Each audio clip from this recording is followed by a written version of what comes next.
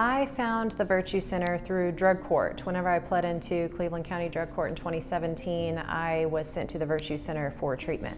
I've always known that the Virtue Center was in Norman. I never received services there until I pled into drug court. I used to know it as NAIC until they changed the name to the Virtue Center. Other people in my family before me had actually gotten outpatient services there too. So, my therapist at the time, she explained this theory she had, and she said, if you can think back to your earliest memory of change in childhood, whether that change was positive or negative likely affects your view of change going forward. The biggest thing about the Virtue Center that impacted my life was that was the time in my life where I learned that change could be good.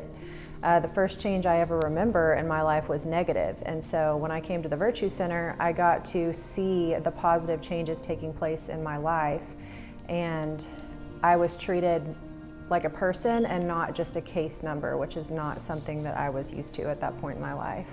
I bet it's important for everyone the same reason it's important to me, because people who go there need help, and people who go there are often at the worst points in their lives, at the lowest point of their lives, and completely hopeless. And the Virtue Center does for everyone what it does for me. It instills hope in them, and it treats them like a person. It doesn't treat them like their mistakes. What I really noticed about the Virtue Center was they treated me the same from the first day I walked in there for intake to the last day I received treatment from there 2 years sober.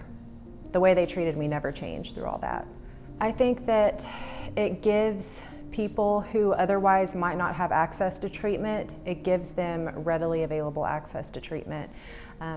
Whether or not they have the ability to pay, whether or not they have any resources, the Virtue Center presents sobriety and recovery and a fulfilling life as something that's attainable for everybody in this community. Serving on the board of directors there has given me an opportunity to give back to this community, and it's the same community that I took so much from. And so just being able to come full circle with them and serve as a member of the board has really brought that whole experience into perspective for me, and how I finally get to give back to this community, and they give so many people that opportunity on a daily basis. Addiction does not discriminate, and it is taking its toll on this community, and so the biggest reason to donate is that we won't be able to reach the amount of people that we need to reach without those resources. It's absolutely necessary, and it's only getting worse.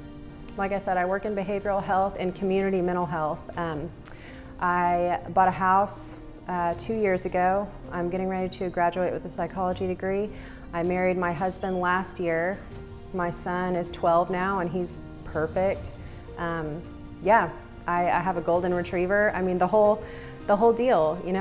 The life I live today is something so far beyond what I ever could have imagined before. I didn't want it because I didn't even know it could have existed for me. My relationship with my parents is fantastic. I get to travel, go on vacation. I love what I do. I don't even feel like it's work. It's just a passion. And so I try to remain grateful every day for all the paths that I crossed along the way, because experiences like drug court and the Virtue Center, rehab, jail, all of it. I mean, all of it went into who I am today. And so I can look back on that from a place of gratitude and not resentment anymore. So it's fantastic.